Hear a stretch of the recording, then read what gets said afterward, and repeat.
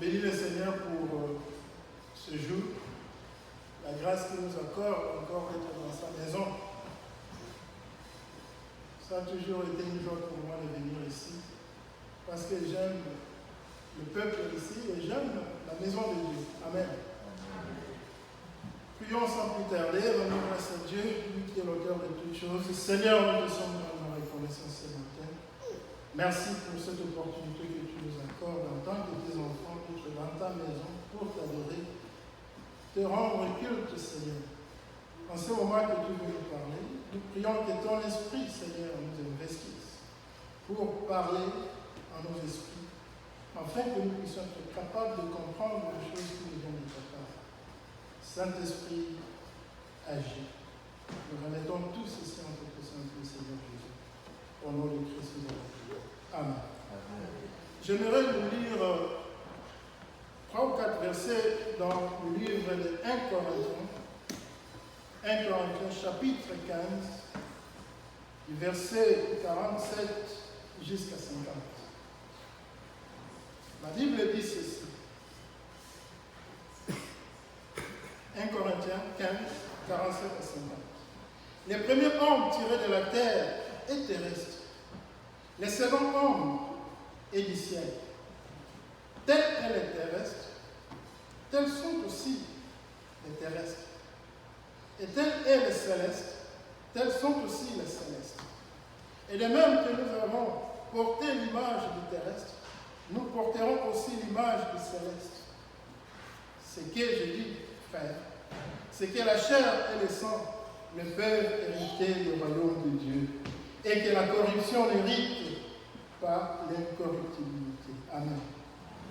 Bien aimé, aujourd'hui, je vous lis que nous puissions réfléchir sur un sujet qui est simple, le pardon. Et pas n'importe quel pardon, le pardon qui libère et le pardon qui libère. Vous savez, Dieu a créé la nature dans la diversité. Il a créé les animaux de toutes sortes, les plantes, les arbres, les hommes de toutes sortes, de tout genre. Et tout ce que nous voyons autour de nous et ce que nous connaissons. Mais je prends l'exemple de l'animal tel que les lions. Les lions ont été créés avec une attitude qui est tout à fait particulière, spéciale. Pourquoi? Les lions marchent librement dans la forêt et c'est pour cela même qu'on l'appelle le roi de la forêt. Les lions n'ont pas besoin de dire à d'autres animaux qui il est. Ils le savent. Et des fois même ils le sentent. Quand ils sentent que les lions sont en train de venir, ils fuient. Les lions est autoritaire. Les lions n'a peur de rien. Regardez un peu l'éléphant par rapport au lion. L'éléphant est plus grand. Mais les lions pétillent l'éléphant pour les manger. Donc les lions agissent en toute liberté. Pourquoi? Parce que c'est ainsi que Dieu l'a créé. Dieu, bien aimé, aime l'unité dans la diversité. Ce qui est contraire au monde. Le monde aime la division dans la diversité. Alors, pourquoi tout ceci? C'est parce que la nature humaine est pécheresse. La nature humaine voit des choses différentes de la façon dont Dieu voit les choses. J'ai compris une chose plutôt, pourquoi est-ce que Jésus-Christ est appelé le lion de la tribu de Juda? Jésus-Christ est appelé le lion de la tribu de Juda parce que Christ n'a peur de rien. Jésus-Christ est libre.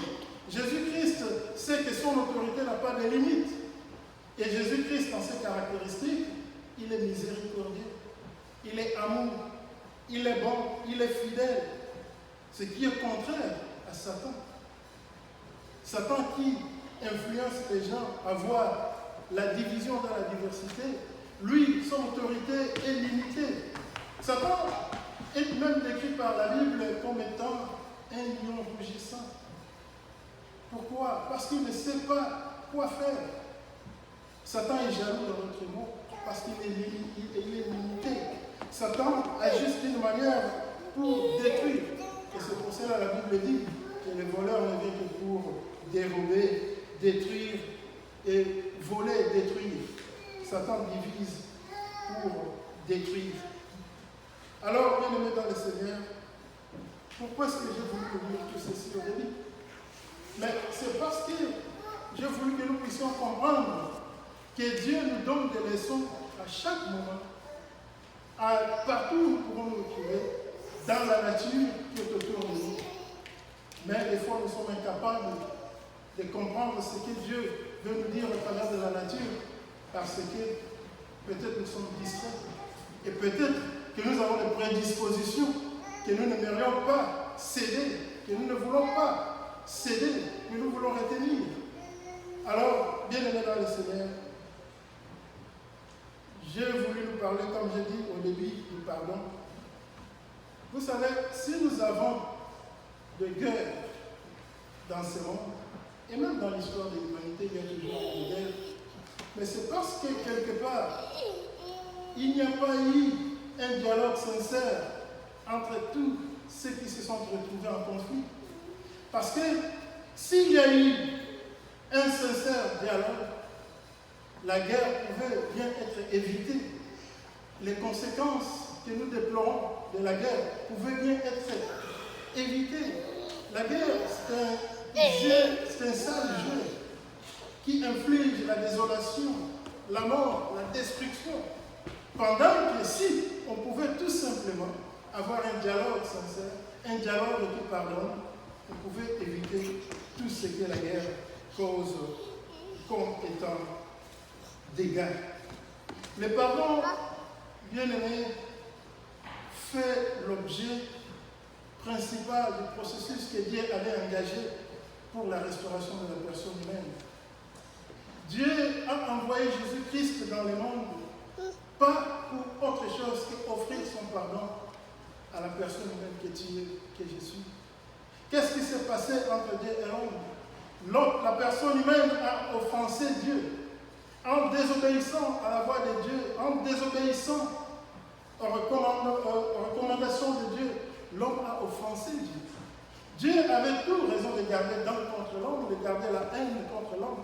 Mais Dieu, parce qu'il est amour, dans son amour, il n'a pas voulu que la personne humaine puisse demeurer dans son état et que Dieu demeure dans l'état de manque de pardon. Alors Dieu a envoyé Jésus-Christ mourir sur la croix pour concrétiser les pardons que Dieu a résolus dans son cœur. Les pardons, bien aimés, Jésus-Christ plutôt, j'allais dire bien aimé, est l'incarnation du pardon. Et pourquoi est-ce que Dieu a voulu que Jésus-Christ incarne le pardon? Parce que Dieu est amour. Et dans tout ce que Dieu fait, il ne veut que du bien pour la personne humaine. Vous savez, si vous avez le problème du pardon avec quelqu'un, c'est lui en principe qui souffre, ce n'est pas la personne que vous devrez pardonner. Mais vous qui devrez pardonner, c'est vous qui souffrez.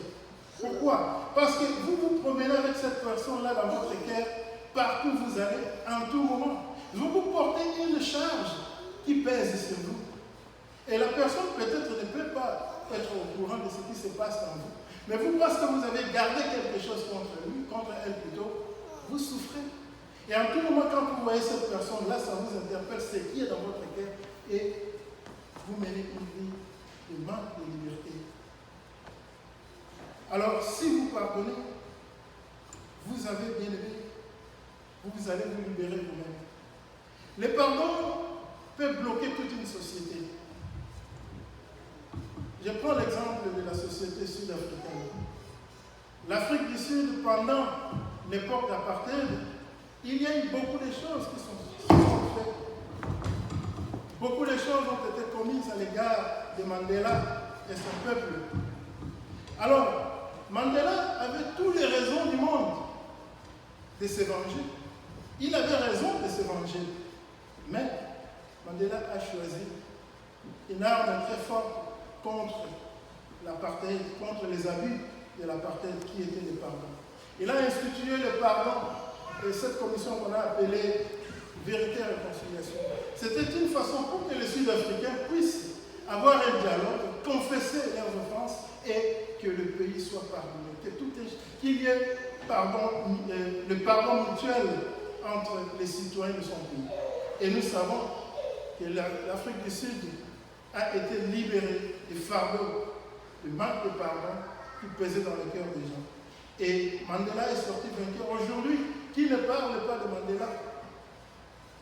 Il est même le symbole de l'unité, il est le symbole de la lutte contre le mal. Pourquoi? Parce que Mandela avait choisi le pardon. Lui-même s'est libéré parce qu'il a pardonné. Et toute sa nation, sa société a été libérée. Et le peuple sud-africain aujourd'hui vit plutôt en paix. Le pardon, bien aimé, est un don de Dieu. Le pardon libère.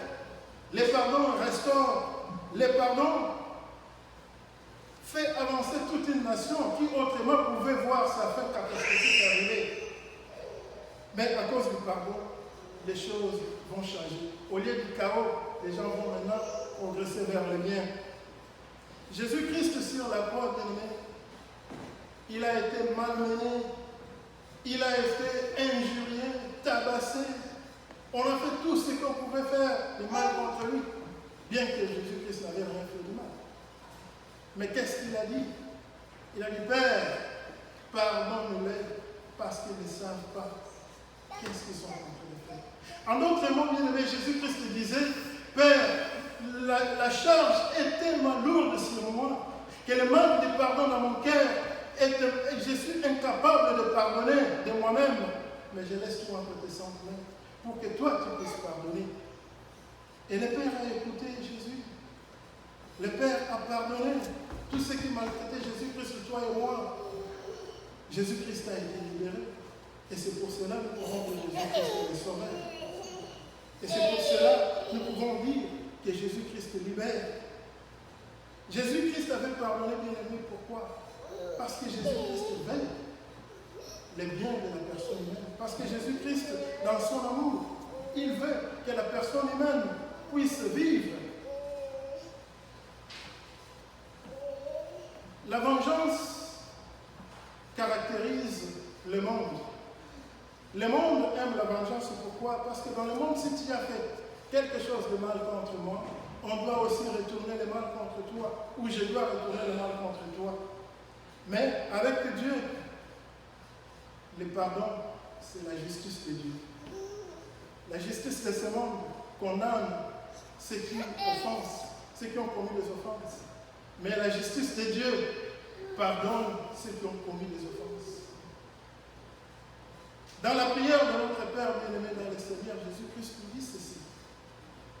Pardonnons, demandez au Père de nous pardonner nos offenses, comme nous pardonnons aussi ceux qui nous ont offensés.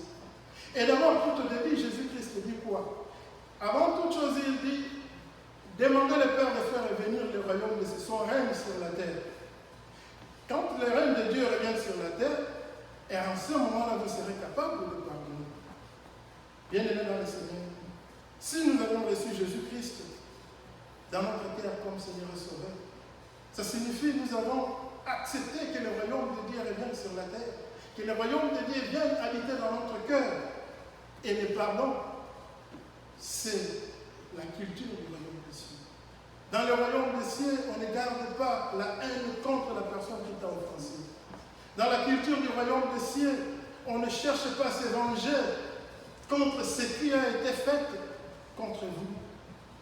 Dans la culture du royaume des cieux, on pardonne. Et c'est pour cela que nous pouvons dire avec certitude que le pardon libère. Parce que le pardon libère toi-même face à celui qui t'a lié à cause de ce que toi tu as considéré comme offense.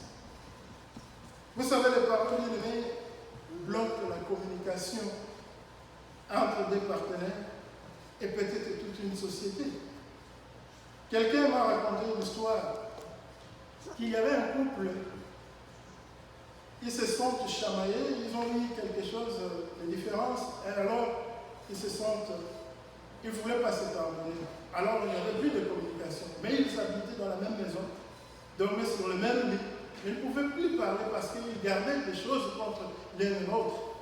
Alors l'homme devait prendre son avion le lendemain pour voyager à 7 h du matin. Mais comme ils ne parlaient pas, ils ne se parlaient pas plutôt, et qu'ils étaient gardés dans la maison, il a écrit sur un papier, réveille-moi à 6 heures du matin parce que mon avion, je dois prendre l'avion à 7 heures. Il a mis la note plutôt du côté de la femme. La femme s'est réveillée le matin, elle a aussi écrit, il est 6 heures du matin, réveille-toi, tu vas rater ton avion. Et il a posé ça de son côté. L'homme s'est réveillé en retard et il a raté son vol. Il s'est fâché contre sa femme. Mais pourquoi est-ce que tu ne m'avais pas réveillé? Il a dit, mais j'ai écrit comme toi tu avais écrit aussi.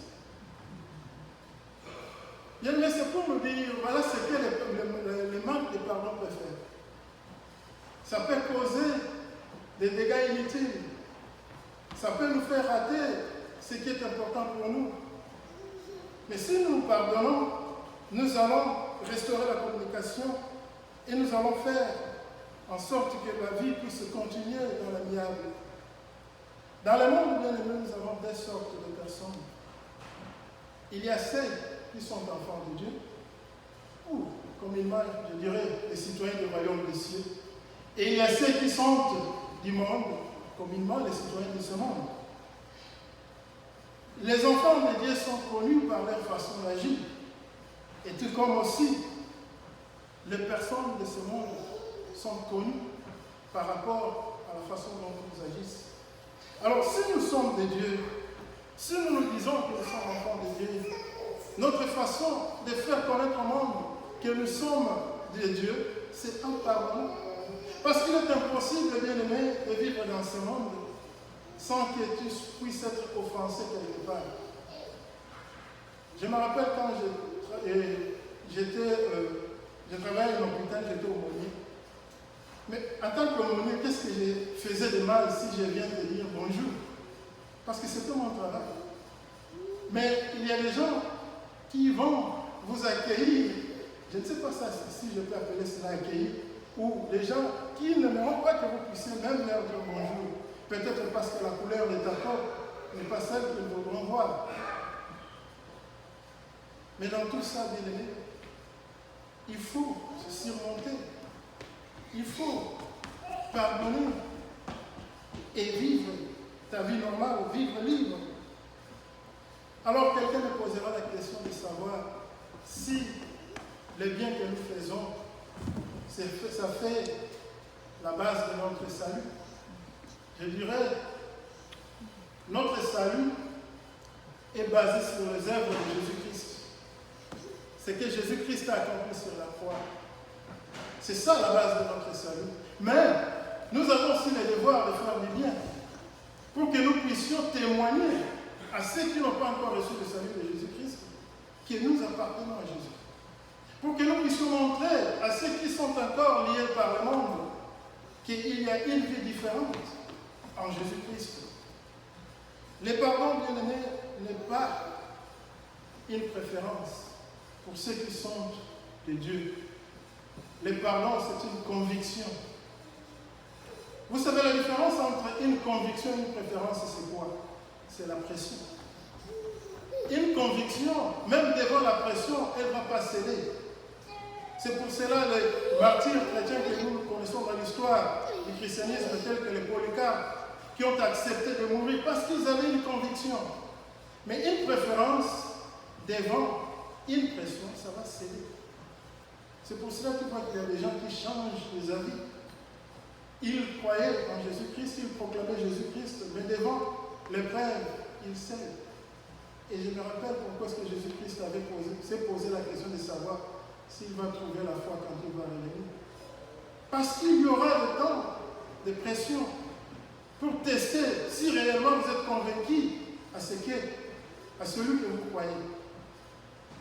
Le pardon, bien aimé, c'est une conviction. Ce n'est pas une préférence. Alors, peut-être la question que tu te poses, c'est de savoir en quoi est-ce que le christianisme se diffère à d'autres religions de ce monde.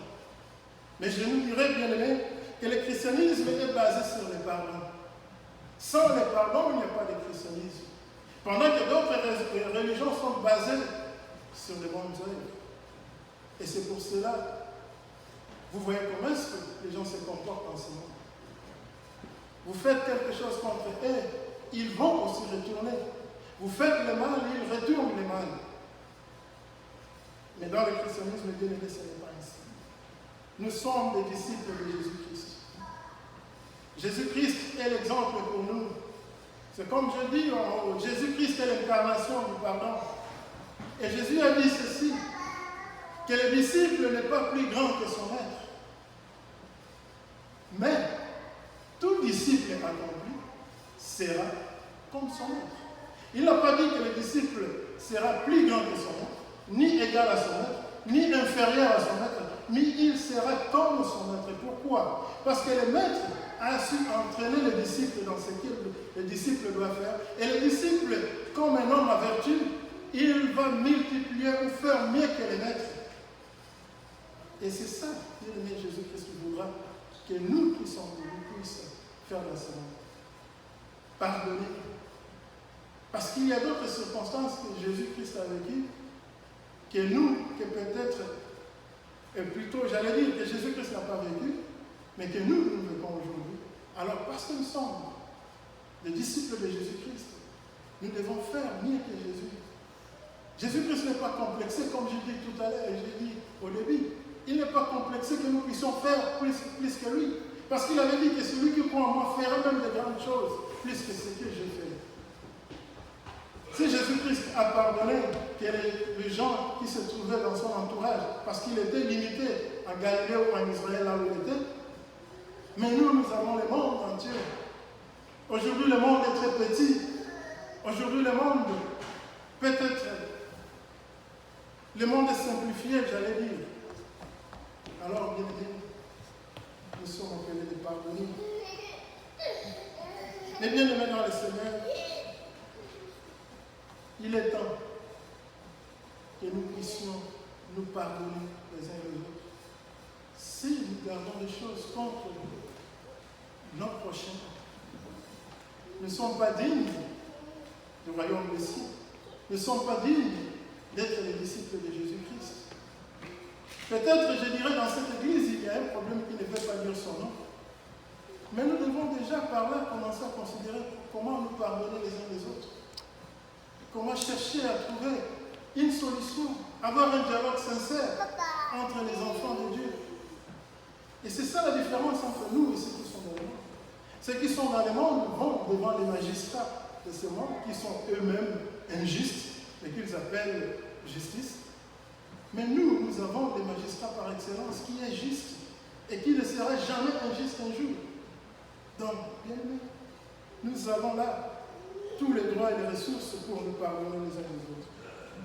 Quelqu'un m'a dit un jour que dans la vie, il ne faut jamais chercher à avoir raison en tout moment.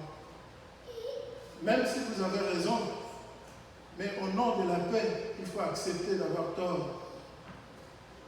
Et qu'est-ce que la Bible nous dit? Chercher la paix et la sanctification avec tous. Plutôt, chercher la sanctification et la paix avec tous.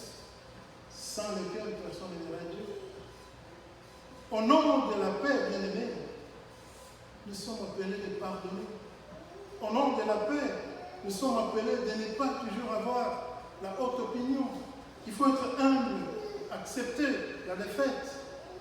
Parce que vous pouvez gagner un procès. Oh my God. Oh my God.